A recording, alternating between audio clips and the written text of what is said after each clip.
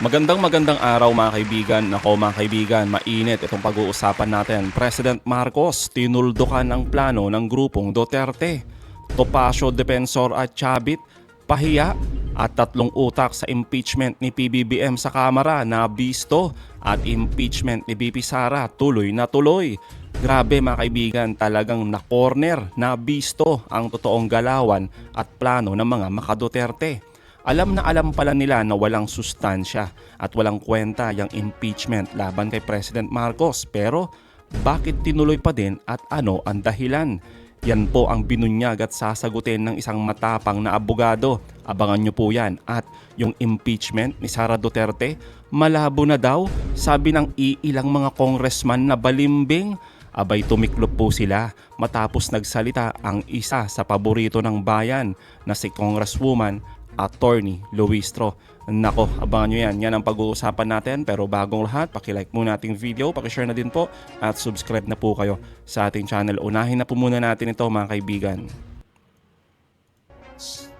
Walang maituturong kamalian ng presidente ang mga kritiko, kaya gumagawa na lang daw ng kwento ang mga nagsasampa ng impeachment complaint laban kay Pangulong Bongbong Marcos. Kung ganito lamang po ang kanilang mga magiging akusasyon, muli, malakas po ang loob ng ating Pangulo na wala po siyang nalabag na anumang batas at hindi po siya gumawa ng anumang impeachable offense. Bukod sa nauna ng impeachment complaint sa umano'y papel ng Pangulo sa unprogrammed appropriation sa mga nakaraang national budgets, betrayal of public trust daw ang pag-adopt ng Pangulo sa baseline, balanced, managed o BBM parametric formula pagdating sa computation ng allocable sa DPWH budgets. Matatandaan na ang BBM parametric formula ay ang isiniwalat ni former DPWH Undersecretary Roberto Bernardo bilang susi sa likod ng kickbackan sa ahensya na tanging ang yumaong USEC na si Catalina Cabral lang ang nakakaalam. Ayon sa bayan, ito na ang makabagong pork barrel system sa ilalim ng Marcos Jr. administration. Nang matanong tungkol dito, hinanapan ng pruweba ng Malacanang ang bayan kung nasaan ang sinasabi nilang BBM formula na ito. Sagot ng bayan, walang lusot ang presidente sa responsibilidad ng UA dahil ang pag-release ng budget sa ilalim ng unprogrammed appropriations ay dumadaan sa approval ng presidente. Pagdating sa direktang ugnayan umano ng Pangulo sa kickback schemes, mahihirapan daw ang bayan na patunayan ito dahil hindi pwedeng nasa guni-guni lang ng tao ang akusasyon laban sa Pangulo. Alam nyo mga kaibigan na walang problema sa Makabayan Black. Sa totoo lang. Total, ano rin sila mga kaibigan mga lehitimong minority talaga yan. O yung Makabayan Black na yan. Nag-file din sila ng impeachment, di ba? Kay Sara Duterte at magpa-file ulit. So itong impeachment mga kaibigan kay Pangulong Marcos na inihain ng Makabayan Black, wala ho walang saysay ho Sabi nga ho ni Attorney Claire, mahina at walang sustansya. Ngayon mga kaibigan, eto matindi. Hindi tulad ng ibang grupo na iba ang interes. Kita nyo yun? Magkaiba Hindi para sa katotohanan, kundi para sa kanilang pansariling interes. Tulad nito mga kaibigan, pakinggan nyo to. Umuwi ng bigo na maihain ng ikatlong grupo na pinamumunuan ni dating Congressman Mike Defensor ang ikatlong impeachment complaint laban kay PBBM. Bitbit ang isang maletang dokumento ng kanilang reklamo kasama ni Defensor sina dating Congressman Jacinto Paras, Attorney Ferdinand Topacio at dating Governor Chavit Singson bilang mga complainants na nagtungo sa Kamara. Tumanggi ang grupo na ipahayag ang endorser ng kanilang reklamo pero tiniyak nilang tatlong kongresistang tumanggap sa kanilang alok na i-endorso ito. Dalawa raw dito ay mga batang kongresista mula sa mayorya at ang isa ay kabilang sa minorya. Tatlo. Oo, mga kaibigan. Tatlong congressman ang nag-endorse para i-impeach ang ating Pangulong Marcos. Sa tingin nyo mga kaibigan, sino kaya itong sinasabihan nila ngayon na traidor sa Kamara? Oo, dalawang majority, isang minority. Oo. Ito kaya yon. Yan. Sila daw yung makabagong gumburse.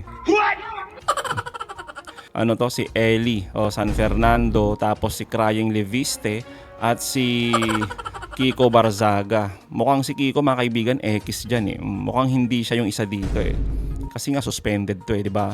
At malapit na atang talaga to. Malusaw sa Kamara.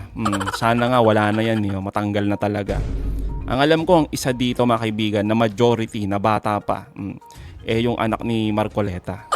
Baka lang mga kaibigan, isa yun dilis yun, di ba? Ay nako. Gaya ng Makabayan Block, bigo rin ang grupo ni na defensor na ma-file ang ikatlong impeachment dahil hindi tinanggap ito ng Office of the Secretary General ng Kamara. Sa kanilang mahigit 40 pahinang complaint, tinukoy ng mga complainants ang grounds ng kanilang reklamo laban kay PBBM gaya ng culpable violation of the Constitution, graft and corruption, betrayal of public trust at other high crimes. Ayun mga kaibigan, umuwing bigo at luhaan ang grupong Duterte. Oo. At Makabayan Block. Alam nyo mga kaibigan, maganda sana kung totoo ang layunin, di ba? Kung para talaga sa bayan at katotohanan. Kaya naman mga kaibigan, binunyag ni Attorney Bueno ang talagang plano ng grupong Duterte. Na mga grupong nag-file ng impeachment kay President Marcos. Ito talaga yun mga kaibigan. Pakinggan natin to. Sa ngayon, halos lahat ng kongresista ay kaalyado ni Presidente Ferdinand Marcos Jr. Maraming mambabatas ang nagsasabing hilaw o basura ang mga ebidensyang nakasama sa mga unang reklamo. Walang sustansya, no? Walang ebidensya. Pawang haka-haka lamang at ang reklamo ay binase sa mga news reports. No? Hindi talaga ganun katibay ang reklamo. Mas gusto ng maraming politiko ang katahimikan sa totoo lang kaysa sa gulo ng impeachment. Lalo na kung malakas pa ang suporta sa Pangulo. Alam niyo itong pagpapile ng impeachment na yun, medyo nakakasira sa ekonomiya, tinatakot ang mga foreign investors at mapipilitan silang mag-back out, no, ng kanilang mga investments sa Pilipinas. Isang katotohanan na talaga namang agrabyado ang taong bayan pag ganyan, no? Dahil may gustong umago ng kapangyarihan. Real talk mga kaibigan, no? Yun naman talaga Merong gustong umagaw ng kapangyarihan. May gustong atat na atat, no? Sa pwesto. Kaya ganyan mga kaibigan, kung ano-ano na lang yung ibinabato sa ating Pangulo para makaupo na yung kanilang amo. Di ba? Feeling naman nila mga kaibigan kasi ang galing-galing ng kanilang amo. Ay nako mga kaibigan, nakakainis. Oo. Isipin nyo na lang kung yun ang presidente ng Pilipinas, ewan ko na lang. Ay nako. Para sa akin, kapag sumuporta ka sa pag-endorse ng impeachment against the president, parang political suicide yan. Correct. Imagine 2.5 years, umaasa pa din ang mga kongresista, ang mga senador sa pagbibigay ng pondo dyan sa mga politiko na yan. So, it's not going to prosper because of the fact na medyo kalahati pa ng termino natitira sa presidente. Although some political analysts brand the incumbent president now as a political lame duck na. Pero kung medyo maganda ang patakbo at medyo maganda ang sinusulong ng Pangulo at may minamanok na malakas na kandidato for president, ay definitely hindi makakategorize siya as a political lame duck because medyo matatakot ka kung ikaw yung kongresista na nag-i-impa for a re-election dahil first term mo pa lang hanggang 3 term ka. So kung nakita mo si Presidente may hinihimas na manok na kanyang isosoga sa derby sa 2028, abay, at nakita mo, nararamdaman mo, nagugustuhan ng tao yung kanyang minamanok, abay, hindi ka kikilos ng against the incumbent president because that would be equivalent to a political suicide. Pero mga kaibigan, may mga iba, na talaga naniniwala na ang Pangulo ay lame duck na sa panahon ngayon. Tulad nung isang congressman na atras abante, na sinasabi na wala daw walang ka-excited itong mga congressman sa impeachment ni Sara Duterte. What? Talaga ba? Kapal na mukha mga kaibigan, no? Kaya yung pagkakalkula dito mga kaibigan ng pamumulitika nila, kailangan talaga nilang maging mautak. At isa pa mga kaibigan, yun na lang, yun na unang reason kung bakit mahina yung impeachment dito kay Pangulong Marcos. Walang sustansya, gawa-gawa, guni-guni.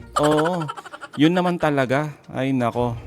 So medyo gigit na ka dyan o mas kikiling ka ng kaunti doon sa presidente. Correct. So considering the fact that it's going to be a numbers game, definitely, all the 3 impeachment complaints filed by Attorney Andre De Jesus, the Makabayan Block of Teddy Casino, and the group of Mike Defensor, all of them will fail. Malinaw mga kaibigan na lahat ng impeachment na inireklamo laban kay Pangulong Marcos, lahat yan lusaw. So attorney, bakit nga ba nag-file pa ng impeachment itong mga maka-Duterte. Tinagrupo nila Topacio, nila Chavit, nila Defensor. Kung alam naman pala nila na mahina at walang sustansya, bakit? Anong dahilan? Alam naman nila to na mag-fail to. Unang-unan, may nag-file na nung isang araw, January 19, si Attorney Andre De Jesus. Now, sumunod yung Makabayan Black. Kung naintindihan mo naman ang procedure, alam mo naman na definitely kung i-file mo yung pangalawa mo at yung nauna ilang araw na ahead in filing the impeachment complaint, ang dali-dali niyan na-endorse na sa plenaryo. Kung pagka-file mo bukas, pare-refer ko na sa Committee of Justice, then you are already legally blocked. Tapos ang laban. And you need to wait for another 12 months not to file it again because there is the 1-year bar rule. Okay? Kaya nag-aagawan sa unahan yan. No? Because the 1-year rule provides that no impeachment complaint can be filed more than once within the period of 12 months. Okay? So, yung second, third, walang aasahan yan. Yung first, since nakita natin, hindi sufficient in form and substance, wala ngang ebidensya Base lang sa news reports. So, definitely, it will also be dismissed. So, therefore, ang ginawa lang dito ng opposition, ng Makabayan Black, and those belonging to the group BDS. of politicians identified with the former administration, definitely they are only aiming for media mileage. Kesyo, alam mo naman na walang mangyayari. Definitely, alam nila na walang mangyayari. Ang tatandaan niya sa politika, ang gagawin lang niya talaga, political media mileage. That is the main reason for that.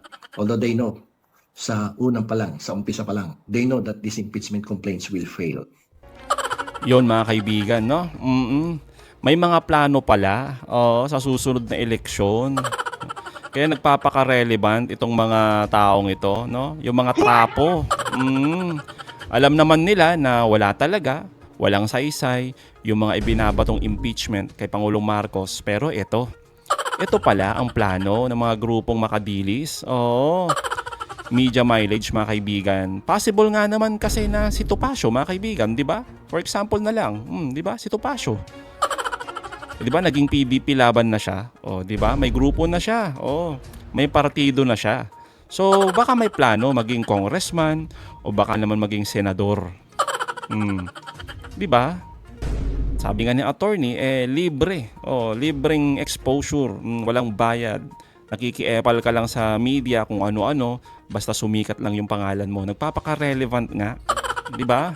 So after all mga kaibigan, media mileage lang pala ang habol ng mga pasikat. Nako naman talaga. Pero yung baho at korupsyon, ni Sara Duterte, tahimik naman sila. Kaya hindi ito yung mga kaibigan paghahanap ng katotohanan. Ito ay isang talaga taktika para pabagsakin ang Pangulong Marcos at ipalit ang panggulo. Panggulo na si Sara Duterte. Hindi po ba? Kaya hindi ito yung talaga yung sinasabi nila na naghahanap kami ng hustisya. Katotohanan. Ay nako talaga Ngayon mga kaibigan, ano nga ba at kumusta na yung dating impeachment ni Sara Duterte na hanggang ngayon, 'di ba? Naka-MR pa din sa Supreme Court. Sabi kasi mga kaibigan ng mga maka-Duterte, lalo na diyan sa Kamara, malabo na daw at hindi nga daw sila excited diyan sa impeachment ni VP Sara tulad nga ng sinasabi ni Atras Abante. 'Di ba? At yung iba pang mga maka-Duterteng congressman at mga balimbing. Kaya naman mga kaibigan, heto matinding sagot ni Attorney Kong Luistro dito nga sa mga makadilis, mga balimbing. Alalahanin din natin, hindi pa tapos yung naunang impeachment complaint against the Vice President. We will remember that the first impeachment complaint was declared as unconstitutional by the Supreme Court. However, mayroon pong motion for reconsideration ang House of Representatives, which to this date is still pending, unresolved by the Supreme Court, by the Honorable Supreme Court. So, we have to determine first, ano bang mode na gagamitin if ever there will be a second impeachment complaint against the Vice President, Meron kasi tayong dalawang modes. One is filed by private individual, sponsored by House member, or Initiated filed by by the House member himself. Yes. Doon sa first mode, mandatory ang referral sa Justice Committee. Okay? Yung second mode natin is the filing by at least 1/3 of the members of the House. Yes. At ito yung nangyari dun sa first impeachment complaint ni VP. Yes, No? yes. Itong second mode of filing an impeachment for the understanding ng ating mga kapwa Pilipino. In layman's term po, para siyang express lane Correct.